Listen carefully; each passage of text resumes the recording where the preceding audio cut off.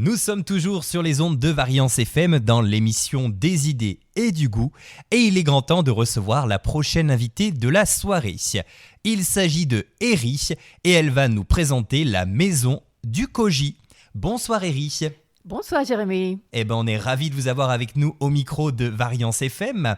Alors, pour tous ceux qui ne l'auraient peut-être pas encore remarqué, Eri a des origines japonaises, donc c'est normal si vous entendez un accent très chantant, voilà, ne soyez pas surpris. En tout cas, voilà, Eri va nous accompagner et nous présenter la maison du Koji. C'est un très bel endroit, c'est une très belle boutique également qui propose des condiments japonais et ces condiments, on va les découvrir grâce à vous pendant l'interview. Alors évidemment, j'ai beaucoup de questions pour vous, mais on va commencer avec un peu d'histoire. Quelle est justement l'histoire de la maison du Koji ? Comment votre établissement a-t-il vu le jour ? Expliquez-nous. Donc en fait, l'entreprise, ça existe depuis 2019 et j'étais encore en Alsace en fait. Et l'idée, c'était simplement de produire des condiments que moi, je voulais consommer. Parce qu'il y a 5 ans, il y avait très, très peu de condiments japonais de qualité qui étaient disponibles ici en France. Et donc, déjà, j'ai commencé à étudier et puis c'est commencé comme ça. Après, je suis arrivée en Auvergne il y a déjà 4 ans. Et j'ai constaté qu'en fait, en Auvergne, il y a très, très bonne qualité d'eau. Il y a Volvic, il y a plein de, même Châtellerault. Et donc, j'ai commencé de réfléchir. Et c'est grâce à ça que j'ai commencé de faire le sauce soja ici. D'accord, oui, vous avez remarqué qu'en fait, l'eau était très pure en Auvergne, qu'il y avait beaucoup de sources et que c'était l'occasion de les utiliser pour vos produits. C'est ça. En fait, il y a une grande gamme de types de l'eau qui sont disponibles ici. Mais moi, personnellement, j'utilise l'eau qui vient de Mondor parce que c'est ça il y a certaines puretés que j'apprécie. Mais il y a également des Volvic qui contiennent beaucoup de minéraux, donc c'est très intéressant. D'accord, et je ne savais pas d'ailleurs qu'il y avait de l'eau dans les sauces soja et dans beaucoup d'autres produits. Oui, c'est ça. Mais en fait, au Japon, le fait que le pays est très, très montagneux, on a l'eau normalement qui est très, très minéralisée. Et c'est grâce à cette qualité qu'on arrive de faire la qualité par exemple, le saké, le boisson alcoolisée à base de riz, soit du tofu, mais également le sauce soja qu'on cherche. Voilà. D'accord, donc on apprend grâce à vous ce soir que l'eau est un élément très important dans les sauces soja et dans les condiments japonais. Mais on va y revenir d'ici quelques instants forcément, car j'aurai quelques questions à vous poser sur les ingrédients que vous utilisez. Oui. Mais avant, parlons justement plus généralement de tous vos condiments. Quels sont les condiments que vous proposez ? Donc il y a la sauce soja bien sûr, mais beaucoup d'autres choses également. Oui. Justement, en fait, ma maison, elle s'appelle la maison du Koji, et le Koji, c'est quelque chose qui lance la fermentation. Et donc, tous mes produits, ils sont fermentés. Donc, avec le Koji, on peut faire le sauce soja, on peut faire le miso. Après, je peux faire quelque chose qui est juste simple, il s'appelle le Koji du sel. Koji avec ail. Rose de Bion, par exemple, c'est un produit que j'ai commencé de fabriquer il y a 2 ans. Et depuis, je fais à peu près la même chose, mais avec des autres choses comme des échalotes, des oignons rouges, avec des fenouil. Et récemment, j'ai fait la même chose avec ail des ours.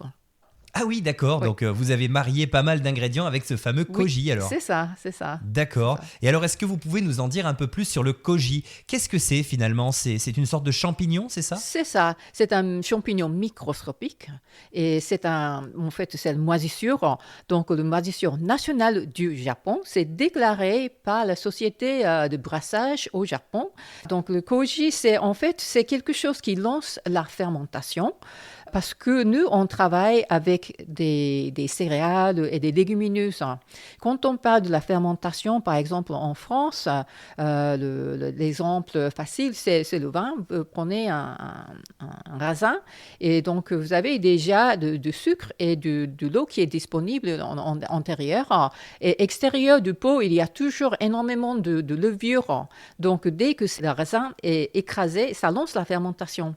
Le problème au Japon, c'est qu'on essayait de fermenter des ingrédients qui sont déjà secs, du riz, de fèves de soja. Et donc, on a besoin de cette moisissure pour lancer la fermentation. Voilà. Et oui, bien sûr, ça ne fonctionne pas tout seul directement avec du riz. Il faut rajouter ce petit quelque chose, ce petit twist qui permet la fermentation. C'est ça. Et justement, ce koji, vous le trouvez directement au Japon? Vous arrivez à le faire cultiver en France? Comment vous faites? Alors, donc, le fait que c'est une moisissure, donc moi, j'achète direct des spores du Japon, de laboratoires qui sont réputés pour ça.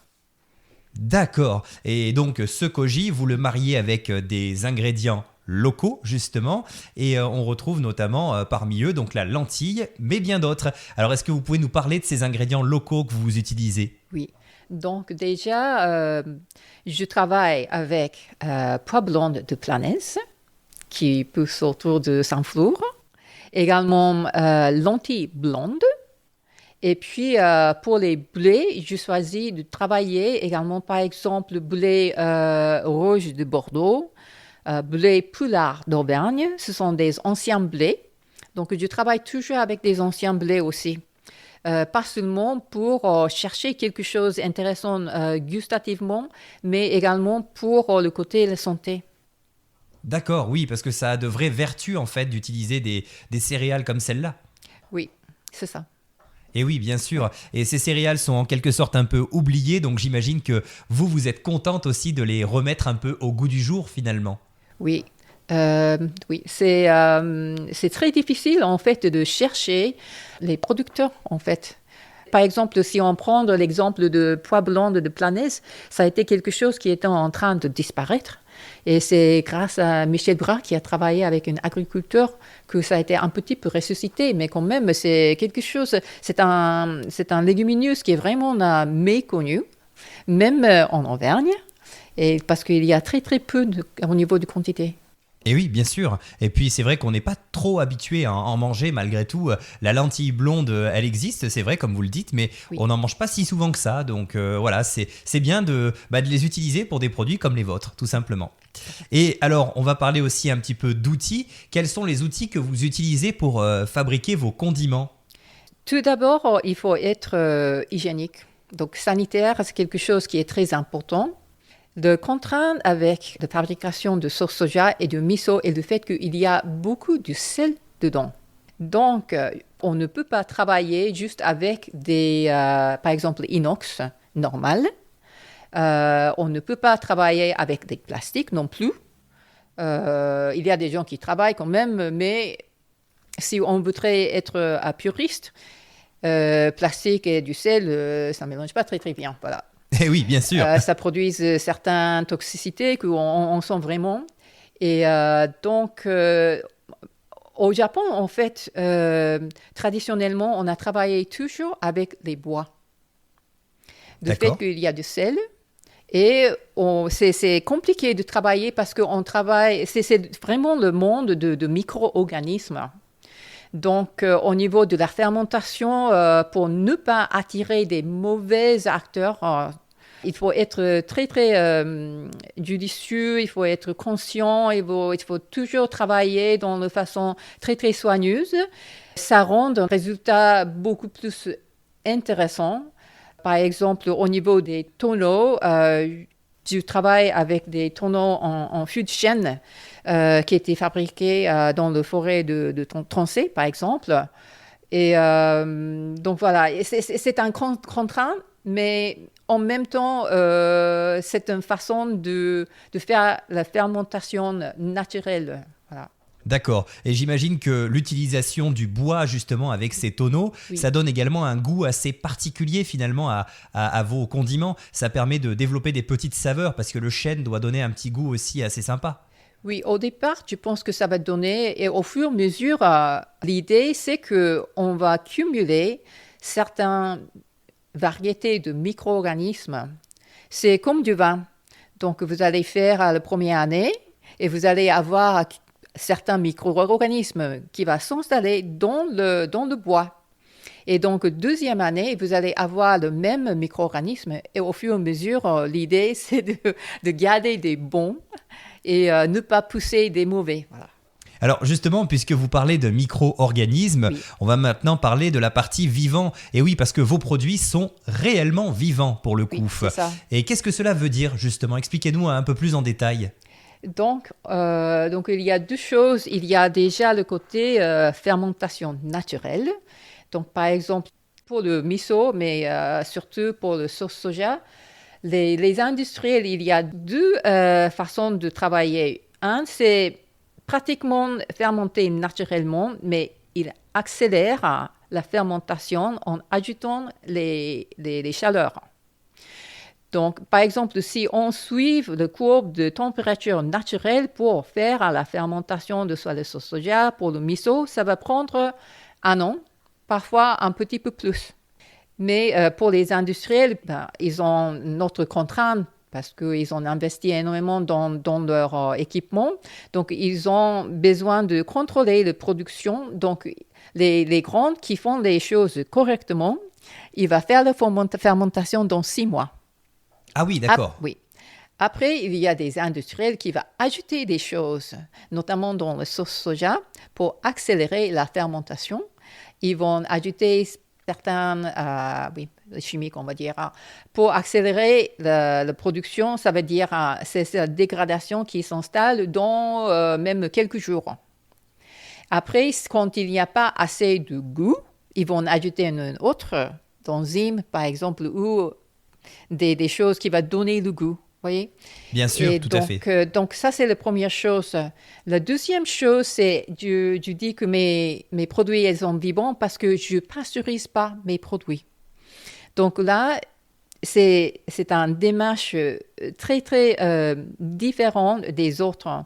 Si vous achetez pratiquement tous les sauces soja dans le commerce, ils ont tous pasteurisé. Pourquoi? Parce que quand il y a encore des levures qui sont présentes, c'est très, très difficile de contrôler au niveau de logistique, surtout pour le transport. Et donc, tous les condiments qui arrivent d'Asie, soit du Japon, soit de la Chine, etc., ils sont tous pasteurisés. Et c'est normal. Et en fait, le fait que tout le monde pasteurise les produits, on s'est habitué de ce goût et des arômes de sauce soja pasteurisée. Sauce soja pasteurisée, si on voudrait être un petit peu plus scientifique, c'est un effet Maillard qui s'installe et ça donne le côté très puissant et torréfié. Et aujourd'hui, en fait, on associe le goût et l'arôme de sauce soja avec quelque chose qui est justement torréfié, noir et sirupeux. Par D'accord. contre, Ce qui oui, n'est pas votre cas, du coup, puisque vous êtes sur quelque chose qui n'est pas pasteurisé, donc c'est les ça. arômes sont totalement différents. C'est ça. Donc, en revenant de cette notion de l'eau qui vient de Mont d'Or, moi, j'ai choisi ce lot parce que c'est très pur. Moi, je pense que c'est juste la question de choix. Moi, ce que je cherche dans mes produits, c'est la raffinité, la complexité de goût. Et donc, pour préserver, c'est tout comment dit-on ça, les molécules volatiles qui existent quand le sauce soja est pressé, on ne peut pas chauffer. Dès qu'on pasteurise, c'est comme le fromage, on perd certaines qualités. Et donc, au moment, ce que j'essaie de faire, c'est de préserver ce bon goût extrêmement noble et pur quand ça sort de mon presse et essayer de garder ce goût pour les consommateurs. Voilà. D'accord. Et justement, vous qui connaissez bien votre produit, Oui. comment pourriez-vous le décrire justement en bouche? Quels arômes ressentez-vous quand on goûte finalement cette sauce soja? Qu'est-ce que ça donne en bouche?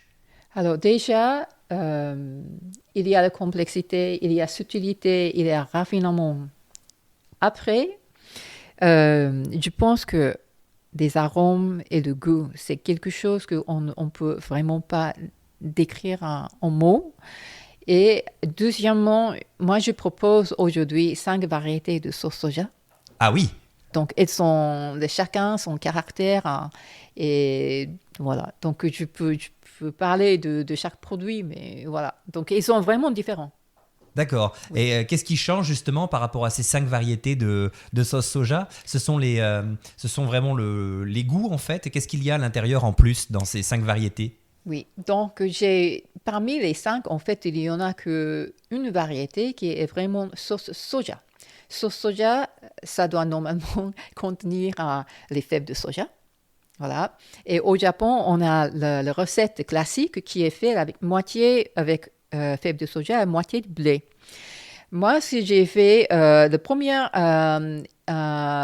sauce soja un petit peu innovant que j'ai créé, ça a été, en fait, j'ai enlevé les fèves de soja entièrement. Donc, j'ai créé un sauce soja qui est fait juste avec du blé.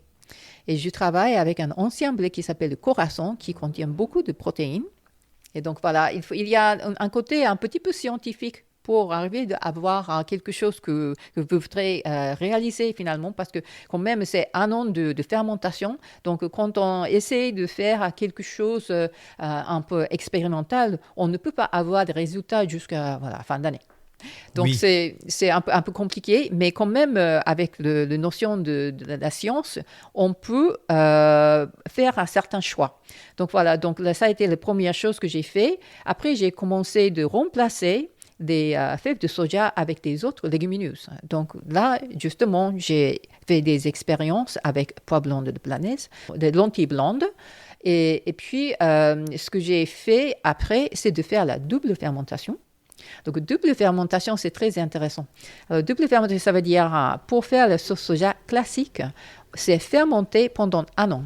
Après, c'est pressé et mis en bouteille. Avec la double fermentation, on prend cette sauce soja qui est déjà faite et on va ajouter de nouveau tous les ingrédients. Et on va fermenter pour la deuxième année. Ça veut dire c'est 2 fois les ingrédients, 2 fois le travail et 2 fois la durée de fermentation. Je propose 2 doubles fermentations aujourd'hui. Un qui est fait avec pois blonde de Planaise. Et là, vous avez une richesse énorme. C'est pas puissant, il y a une richesse, mais par contre, c'est beaucoup plus arrondi grâce à 2 ans de fermentation. Le deuxième que j'ai fait, c'est avec le lentilles blonde et du quinoa. Et j'ai fait ça exprès pour les gens qui ont un vrai problème avec le gluten. Voilà. Et par contre, ça, c'est un merveille parce que au niveau du goût, c'est très pur, c'est très léger. Et on ne peut pas, c'est difficile d'expliquer parce que en fait, c'est un goût qui n'existe pas ailleurs. Voilà. D'accord. Donc en fait, il y a vraiment beaucoup de variétés. Et j'aimerais revenir sur le fait que vos produits ne sont pas pasteurisés, comme vous le disiez. Oui. Ça change donc forcément leur durée de vie en soi. Ça veut dire qu'il faut quand même les utiliser rapidement, j'imagine, puisque forcément, ce sont des produits qui évoluent et il ne faut pas les garder trop longtemps une fois qu'ils sont ouverts. Le fait qu'elles ne sont pas pasteurisées, déjà, il faut garder toujours au frigo pour ne pas lancer la fermentation et pour ne pas bouger le goût. Mais le fait qu'elles ne sont pas pasteurisées, ça ne change rien pour la vie, la durée de vie. Par exemple, je viens de parler avec un chef qui a acheté des bouteilles il y a déjà 2-3 ans. Et il m'a affirmé qu'en fait, dans le frigo, ça ne bouge vraiment pas. Ah oui, d'accord. Oui, donc Ça, c'est oui. génial parce que c'est vrai que quand on pense à des produits pasteurisés, on se dit Oui. que les choses sont faites pour éviter que ça bouge. Mais finalement, vous n'avez pas besoin de ça pour que ça reste stable dans le temps. Oui. En fait, le sauce soja, ça contient à peu près 16% du sel. Donc, au niveau sanitaire, il n'y a jamais de problème. Donc, c'est une bonne chose. Et deuxièmement, il y a 2 choses qui se passent avec le sauce soja. Soit c'est oxydation, soit c'est l'effet Maillard. Hein. Donc, dès que vous gardez le sauce soja au frigo, il n'y a vraiment pas un problème. Et alors maintenant, j'ai envie d'en savoir un petit peu plus sur l'utilisation de vos condiments. Du coup, dans quoi peut-on les utiliser? Est-ce qu'il y a des plats que vous pouvez peut-être nous suggérer? Oui, donc déjà, la sauce soja, c'est quelque chose qu'au Japon, on utilise quotidiennement, pratiquement dans tous les plats. Ça veut dire, on utilise autant de sauce soja que du sel. C'est vraiment quelque chose qui est utilisé pour saler les choses, mais en même temps, il y a le côté de umami. Umami, c'est le cinquième goût qui donne une profondeur de goût. Donc, c'est un peu plus que juste du sel. Donc, le sauce soja, vous pouvez utiliser avec n'importe quel ingrédient. Juste pour commencer, pour ceux qui n'ont jamais utilisé le sauce soja, vous pouvez simplement mettre quelques gouttelettes dans les sauces salades, par exemple. Soit, quand vous avez grillé les steaks, poissons, vous pouvez simplement mettre quelques gouttes et voilà. Après, il y a le miso. Le miso, c'est quelque chose qui devient plus en plus connu en France, surtout pour le côté de la santé. Et donc, encore une fois, miso, c'est quelque chose qu'on utilise quotidiennement au Japon, surtout pour la soupe miso. Alors, soupe miso, comment on en fait? On prend simplement une cuillère de miso, pâte de miso, et on dilue dans soit l'eau bouillante, soit dans un bouillon, simplement. Et après, vous pouvez ajouter n'importe quel, le tofu, des champignons, des viandes, les poissons, et vous faites la soupe. Voilà. Mais sinon, vous pouvez par exemple mettre une très fine couche de miso sur la viande, soit du riz, et vous pouvez griller sur des aubergines aussi. Ah Donc, oui, d'accord. ouais. Donc on peut l'utiliser partout en fait. Oui, c'est ça, c'est ça. Et le dernier que je viens de sortir, le koji à l'ail et koji à l'échalote, c'est quelque chose, moi je vends énormément parce que c'est un condiment qui se garde dans la température ambiante. Et en fait, c'est une façon de garder, par exemple, l'ail frais dans son état. J'ai déjà fait mon premier essai il y a 2 ans. Et donc, ça bouge pas en fait. Ça veut dire à chaque fois, vous devrez utiliser dans votre recette un petit peu de ail frais. Vous allez ouvrir cette bocal et puis vous allez prendre juste un petit peu, même moitié d'un soupe, à cuillère du café. Et vous allez mélanger pour sauter des légumes, pour faire des omelettes, mettons la sauce salade, et voilà. Et ça va donner un goût énormément intéressant. Voilà. Donc, D'accord, ouais. ah bah écoutez, vous nous donnez envie Ouais. avec vos produits. C'est vrai qu'on sait maintenant comment les utiliser et ça c'est vraiment chouette. Et alors j'ai envie également de parler de vos ateliers. J'ai vu que vous proposiez plein de petites choses sympathiques pour le public. Est-ce que vous pouvez nous expliquer qu'est-ce que vous proposez justement lors de ces ateliers ? Oui. Donc, atelier de miso, je donne régulièrement à Bion, chez Broc Café. Et donc, en fait, c'est atelier de 3 heures où je donne beaucoup des informations sur l'histoire. On fait la dégustation. On parle de bienfaits pour la santé qui est très important. Après, la deuxième partie de la séance, on fabrique le miso. Et voilà, donc c'est très sympathique. Et cette année, c'est programmé de donner un cours sur les essentiels de la sauce soja. Ça veut dire, j'ai touché un petit peu sur comment on a utilisé les sauces soja, mais il y a un côté vraiment scientifique et même les chefs de la cuisine, peut-être que vous voudrez savoir en fait pourquoi on utilise la sauce soja dans certaines façons. Voilà. C'est Oui. très bien, en tout cas, Ouais. c'est une façon de connaître un peu mieux vos produits Oui. et c'est bien de les mettre en valeur auprès du public, comme ça ils comprennent vraiment comment ça se passe pour vous. Tout à fait. Et du coup, est-ce que vous proposez également vos produits à des professionnels du monde de la restauration notamment ? Surtout les chefs, les jeunes chefs qui aiment explorer les choses. Ils achètent beaucoup de mes produits. Après, surtout, mes clients sont des grands chefs dans les restaurants étoilés. Je travaille par exemple avec Jacques Marcon. Il vient de commander plusieurs sortes de sauce soja. Pour lui, je fabrique également sur mesure miso blonde avec de lentilles vertes du puits. Après, il y a également des pâtissiers et des chocolatiers, notamment Pierre Hermé. Je pense qu'il y a déjà 2 ans, qu'il a fait pour le Pâques gâteau au chocolat avec une des sauces soja. Ah oui, d'accord. Oui. Comme quoi, ça peut s'utiliser également dans la pâtisserie pour le coup. Ben, en fait, les pâtissiers, ils choisissent de travailler plutôt avec de poudre.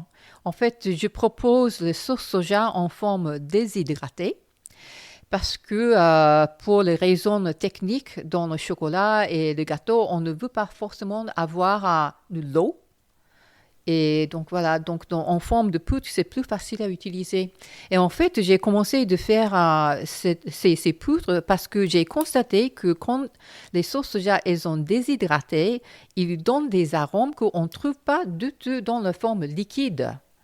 Et par exemple, quand j'ai fait sauce soja avec le blé Khorasan déshydraté, ça donne un arôme cacaoté, en fait. Et c'est pour ça que Pierre elle a choisi ce poudre pour mettre dans le gâteau au chocolat.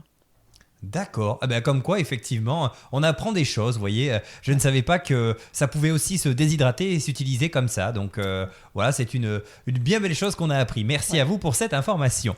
Eh bien écoutez, en tout cas, on a appris plein de choses grâce à vous, Eri. Malheureusement, d'ici quelques instants, on va devoir se laisser. Mais avant de partir, j'ai quand même une dernière question pour vous. Où peut-on vous retrouver? Est-ce que vous avez donc une page Facebook, un site internet? Est-ce que vous pouvez également peut-être nous donner votre adresse pour qu'on puisse venir vous voir si vous avez une boutique notamment? Merci. Moi, je suis à Biome déjà et je n'ai pas une boutique physique, mais j'ai une boutique en ligne, lamaisonducogi.com. Et puis, mes produits sont disponibles dans certaines épiceries. Notamment épicerie Gaucher, centre-ville de Clermont-Ferrand, également dans une boucherie de Vic-le-Comte, par exemple. Et puis, je suis également sur Instagram, Maison du Koji, et Facebook aussi. D'accord, donc on vous retrouve assez facilement et ça c'est plutôt chouette. J'ai envie aussi de rappeler à nos auditeurs que tous ces produits sont bons pour la santé, hein, on l'a dit tout à l'heure, donc faut pas hésiter à se les procurer.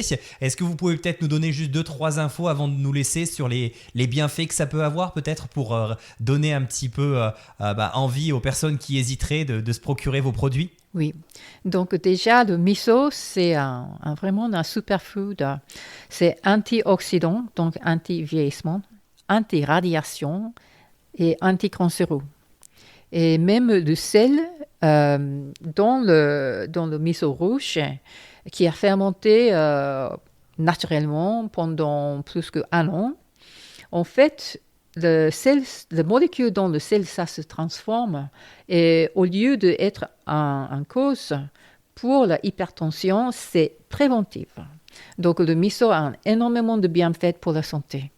D'accord, vous voyez, au moins on a rassuré tous ceux qui hésitaient un peu, qui se disaient ah mais c'est salé, je sais pas si c'est vraiment bon pour moi. Voilà, au moins vous leur avez donné quelques bons conseils. Et évidemment, ça ne remplace pas l'avis d'un médecin, on est d'accord, hein? C'est ça. Voilà, si vous avez des gros problèmes, il faut quand même aller voir le médecin. Merci beaucoup en tout cas, Eri, pour tous ces renseignements. Merci. Et puis écoutez, on vous dit à bientôt et bonne continuation avec la Maison du Koji. Merci. Bonne soirée à tous. Merci bien, à très bientôt. Et nous, sur Variance FM, on va devoir se quitter car toutes les bonnes choses ont une fin.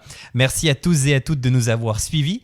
Dans un instant, c'est la suite de vos programmes qui vous attend, avec notamment l'arrivée du cabanon du soir. Et pour ma part, je vous retrouve très vite pour un nouveau numéro de l'émission des idées et du goût. Bonne soirée, à bientôt.